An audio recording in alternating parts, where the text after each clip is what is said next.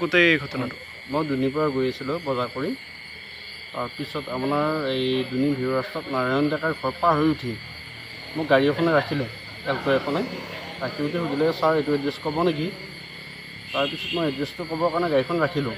ৰখাৰ পিছত এজন ল'ৰাই আহি এড্ৰেছটো দেখালে মোক। দেখুৱাৰ পিছত ডেগাৰখনেৰে ঘাঁ মাৰি এই মোৰ পৰা 30,000 টকা আছিলে টকাটোত, সেইটো লৈ গৈছে। গোটেই ঘটনাটো মই দুনিৰ পৰা গৈ আছিলোঁ বজাৰ কৰি।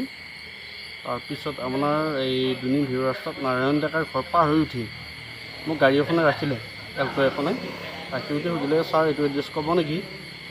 তাৰপিছত মই এড্ৰেছটো ক'বৰ কাৰণে গাড়ীখন ৰাখিলোঁ। ৰখাৰ পিছত এজন ল'ৰাই আহি এড্ৰেছটো দেখালে মোক। দেখুৱাৰ পিছত ডেগাৰখনেৰে ঘাঁ মাৰি এই মোৰ পৰা 30,000 টকা আছিলে টকাটোত, সেইটো লৈ গৈছে।